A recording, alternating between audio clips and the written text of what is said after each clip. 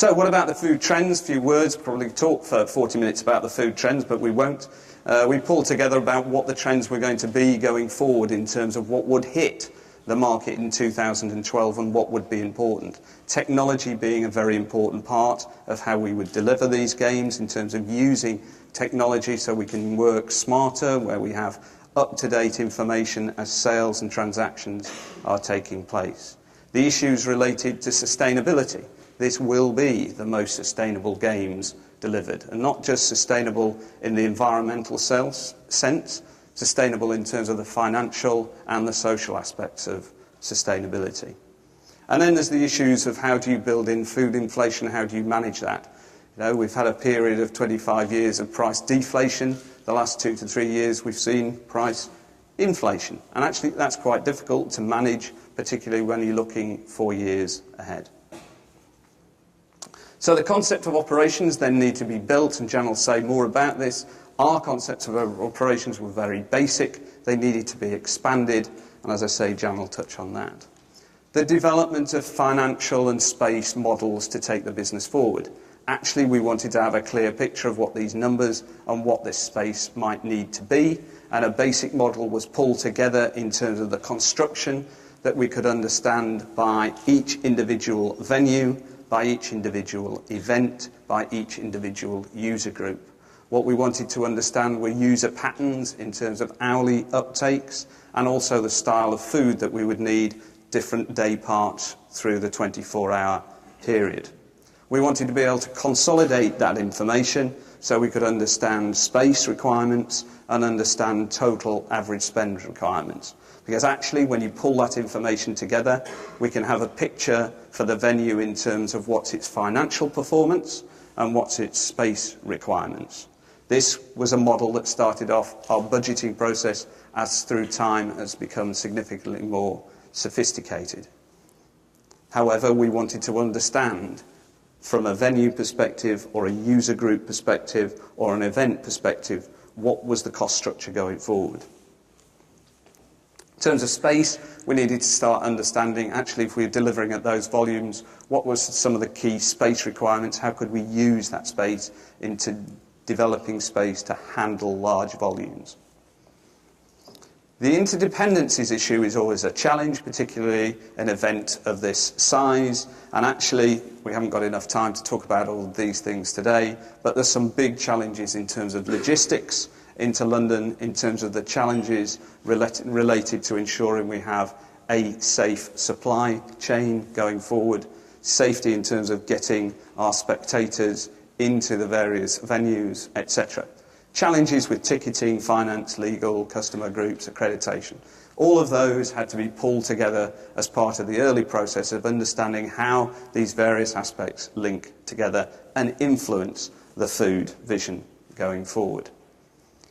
I mentioned the fact that actually you can't do it on your own, and one of the real key early decisions was bringing on board a whole collection of specialists, independent specialists, to help us through the process. And the Food Advisory Group was created. This was a group of individuals who were willing to commit their time to support the thinking process in terms of delivering independent specialist support and advice to the thinking related to the games. It was a broad group of people, everybody from producers and farmers, the National Farmers Union, through to suppliers and distributors in terms of how we deliver the logistics related to the game, moving on to thinking about pressure groups related to sustainability, all the aspects of government needed to be integrated, DEFRA in terms of DEFRA and the Food Standards Agency, thinking through the legal responsibilities, etc. So we needed a large group of people. It consisted of about 30 individuals through the food group, each of whom had their own networks that we wanted to be able to use. So actually this wasn't just a talking shop. This was a group of individuals who had huge networks beyond this individual meeting. So 30 of us would meet together, but those individual 30 would go out and talk to their own individual networks, another 30 people. So all in all, potentially we had 900 individuals engaged in providing support and advice for us, and actually helping us through some of the big challenges here. how do we identify the produce standards? We wanted to be able to create a vision that challenged the industry going forward.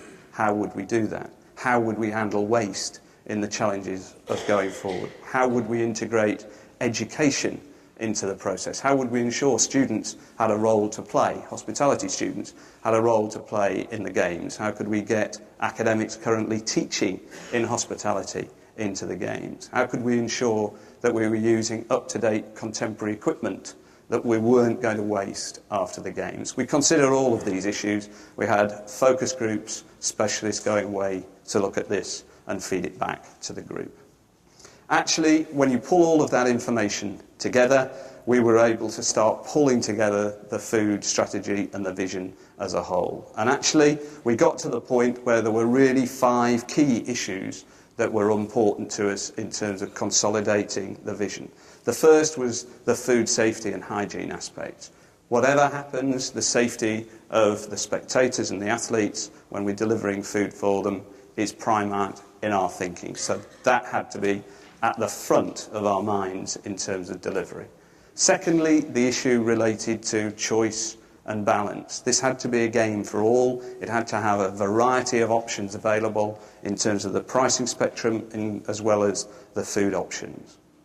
We wanted to be able to deliver a set of standards and specifications, as I mentioned, that stretched the industry.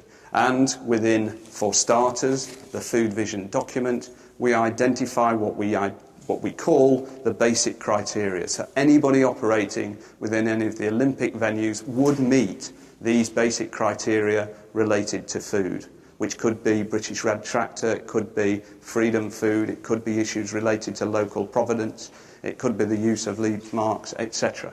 But we didn't want to stop there. We wanted to be able to have some aspirational standards as well.